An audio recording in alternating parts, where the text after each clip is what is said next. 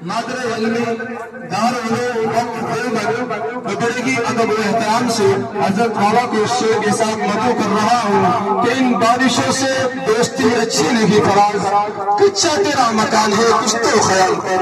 इन बारिशों से दोस्ती अच्छी नहीं फराज, कच्चा तेरा मकान है कुछ तो ख्याल कर। सुना है लोग उसे आंख भर के देखते हैं, सुना है लोग उसे आंख भर के देखते हैं, तो चलो उसके शहर ठहर के देखते हैं, तो चलो उसके शहर ठहर के देखते हैं। अगर वो बोले तो बातों से फूल झड़ते हैं, अगर वो बोले तो बातों से फूल झड़ते हैं। अगर यही बात है तो चलो बात करके देखते हैं।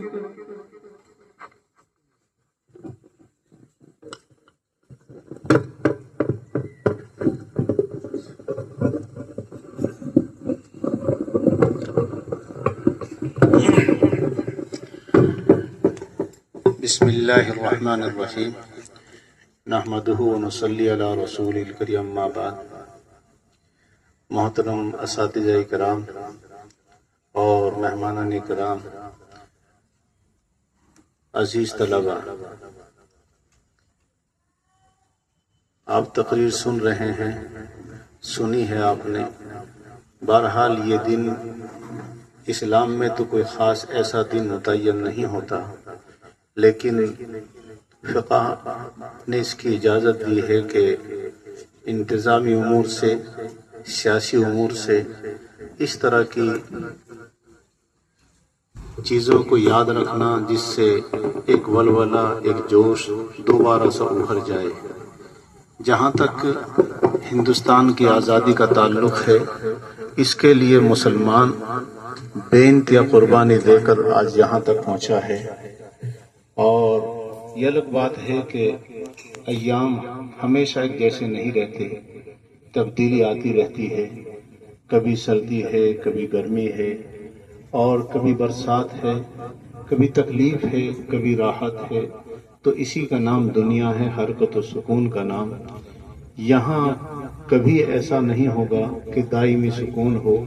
अल्लाह रब्बुल इज़्ज़त ने उस मौके पर फरमाया जिस मौके पर चंद सहाबा ने ये गुफ्तगू की जिस वक्त मक्के से मदीना आए कि और इधर लड़ने का हुक्म हो गया, जंग में जाने का हुक्म हो गया, तो कुछ ये कहने लगे कि कुछ दिन आराम मिल जाता तो अच्छा होता। अभी आए हैं, चारों तरफ वहाँ सुनते थे, गालियाँ सुनते थे, सुकून नहीं था, 13 साल की जिंदगी संघर्ष से गुजारी। अब मदीने में आए, साल पूरा ना हो सका, फिर जंगों में तो अल्लाह रब्बुल इज़्ज़त ने उस पर जो फरमाया वो ये था कि दुनिया सुकून के लिए नहीं बनाएगी, जिसका लुब्बे-लुबाब ये है कि तुम ये समझते हो तुम वही लोग हो कि जिस वक्त मक्के में थे तो कहते थे क्यों नहीं हम पर किताब लड़ाई को फर्ज किया जाता। जरा सी राहत मिली तो एकदम से और आराम कल्बी की तरफ चले गए। अंग्रेजों का जुल्म और सितम जितना मुसलमानों ने मदारिस में और मुसलमानों की निशानियों ने झेला है, उलमा ने झेला है, इतना किसी ने नहीं झेला। लेकिन क्योंकि ये जंग 1857 से शुरू हुई थी और 1947 में जाकर के इसमें कामयाबी मिली, तकरीबन 90 साल के अंदर। बीच में बिल्कुल खामोश कर दिया गया था, बहुत मारा गया था, बहुत पीटा गया। जिन्होंने देखा और जिन्होंने लिखा, लिख कर लिखने वाला देखने वाले की पूरी तर्जुमानी इसी अंदाज से नहीं कर पाता, फिर उसको नकल करने वाला नहीं कर पाता। अजीज तलबा और सामीन, हालात आपके सामने हैं, इसमें दूसरे का रोना न रोकर अपने आमाल का जायजा लिया जाए, इसलिए कि खुदा का फैसला है कि वो किसी पर जुल्म नहीं करता जब तक कि कोई अपने ऊपर खुद जुल्म न करते। हमने खुदा को छोड़ दिया, हमने खुदा की इबादत को छोड़ दिया, अल्लाह रब्बुल इज़्ज़त के पैगामात को हमने पशे-पुश डाल दिया। हम अपनी अना पर आए, अपने मतलब पर आए। हदीस का फरमान है, हुजूर पाक सल्लल्लाहु अलैहि वसल्लम ने फरमाया, जब तुम ये देखो कि हर इंसान अपनी राय में मस्त है तो समझ जाना अब हालात खराब हो जाएंगे, जलजले होंगे, हवादिस होंगे, فتنے ہوں گے، فساد ہوں گے۔ دوسروں کے اندر جرأت یہ ہماری کمیوں کی بنا پر ہوئی ہے، ہم نے خدا کو چھوڑ دیا، اس لیے دوسرے ہم پر جری ہو گئے۔ اللہ کا تو فرمان ہے اگر تم صحیح راہ پر نہیں رہو گے تو تمہارے اوپر ایسے لوگوں کو مسلط کر دیا جائے گا جو تمہیں رہ رہ کر ستائیں گے۔ اور بنی اسرائیل کے واقعات ہمیں سنا سنا کر ہمیں عبرت دلائی جاتی، وعید کرائی جاتی رہی، اور یہ بھی کہا کہ اگر تم باز نہ آئے بنی اسرائیل سے تو تمہارے اوپر ایسے لوگ مسلط کر دیے جائیں گے جو تمہیں گھروں سے گھسیٹ گھسیٹ کر کے ماریں گے۔ آج یہی عالم ہے، نہ طلبہ میں نہ عوام الناس میں نمازوں کا وہ اہتمام ہے جو ہونا چاہیے۔ آج نہ صبح سویرے اٹھ کر خدا تعالیٰ کا وہ تذکرہ ہے جو کبھی ہونا چاہیے تھا اور ہو رہا تھا۔ اس لیے حالات ہماری کوتاہیوں اور سستیوں کی وجہ سے ہے، ہمیں اپنے اعمال پر غور کرنا ہے۔ کچھ دنیں، کچھ واقعات اور کچھ تقریبات یاد دہانی کے لیے ہوتی ہیں تو ہم اس کو یاد کرتے ہیں کہ ظلم یا مسلط ایسے لوگ کیوں ہوئے ہیں۔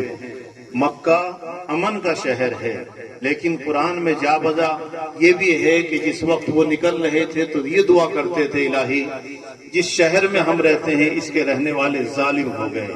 شہر ظالم نہیں ہوتا، مکان ظالم نہیں ہوتا، مکین ایسے آ جاتے ہیں۔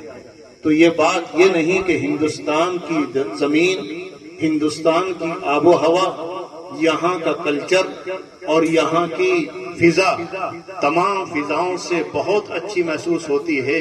مکہ اور مدینہ کو تو ہم اس کے اندر کبھی نہیں لا سکتے، لیکن یہ ہے کہ جو دنیا کے اعتبار سے، جینے کے اعتبار سے پانی ہے، آب و حیا ہے، ہریالی ہے، قدم قدم پر ہریالی ہے، یہ سب اس ہندوستان کی چاروں طرف پھیلی ہوئی زمین کے اندر ہمیں دیکھنے کو ملتا ہے۔ اس لیے رہنے کے اعتبار سے بہت بہترین ملک ہے، لیکن باغڈور کس کے ہاتھ میں آ گئی، وہ ماتحتوں پر کیسا ہوا کیسا نہیں، اس کی بنا پر ہمیں زمین تنگ نظر آتی ہے، ورنہ یہی ہمارا دیش ہے، یہی ہماری زمین ہے، اسی سے خدا تعالیٰ نے ہمیں پیدا کیا ہے، اور اسی زمین پر انشاءاللہ خدا تعالیٰ سے یہ توفیق مانگ کر کہ الہی جب بھی اٹھائے تو کم سے کم ہمارے گناہوں کو معاف کر کے لے جانا۔ آپ کی پکڑ بہت سخت ہے، وہ ہمارے بس میں نہیں ہے، کمزور سے ہی یہ جو کچھ جھیل رہے ہیں۔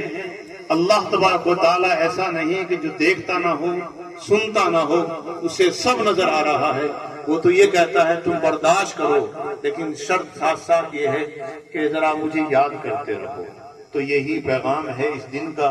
ہم اپنے ملک سے بے پناہ پیار کرتے ہیں، ہم کہیں جانا نہیں چاہتے، لیکن یہ ملک کے اعتبار سے شکوہ نہیں ہوتا، یہ حکومتوں کے اعتبار سے شکوہ ہوتا ہے، باقی اور کسی وجہ سے نہیں۔ یہ دن اور یہ ترنگا بچانا گویا آج ہمارے لیے ضروری ہو گیا۔ دوسرے نہیں چاہتے کہ یہی باقی رہے، وہ تو اس میں سے ایک ہی رنگ سوچتے ہیں کہ باقی رہ جائے، لہٰذا ہمیں اپنی محب الوطنی کو سامنے رکھ کر اور دکھانے کے لیے جو ہم سے بن پڑے گا ہم اسے کرنے کی کوشش کرتے رہیں گے، اور جب بھی کوئی ضرورت پڑے گی ہم اس کے لیے ہمہ وقت تیار رہیں گے۔ اسی موقع پر ایک دفعہ کہیں اس طرح کی گفتگو چل رہی تھی تو میں نے کہا تھا یہ دیکھنے کے لیے کہ مسلمان حب الوطنی میں ہے یا نہیں ہے، آپ کہہ تو دو کہ جو مدارس میں ہیں انہی کو ہم فوج میں بھیجیں گے، دیکھو یہ منع کرتے ہیں یا جانے کے لیے تیار ہوتے ہیں، یہ صف اول میں جائیں گے۔ تم نوکریاں دیتے کہاں ہو؟ تم تو دیتے ہی نہیں ہو، صرف بولتے ہو۔ دے کر دیکھو، چاہے وہ مسلمان مدرسے کا ہو یا کہیں اور کا ہو، سب سے پہلے اس ملک کو بچانے کے لیے سرحد پہ سب سے پہلے جائے گا۔ خیر، میں آپ کو زیادہ تنگ نہیں کرنا چاہتا، اس لیے بہتر یہی ہے کہ دعا کر لیتے ہیں، غیر الٹا دبانا ہی بہتر ہے،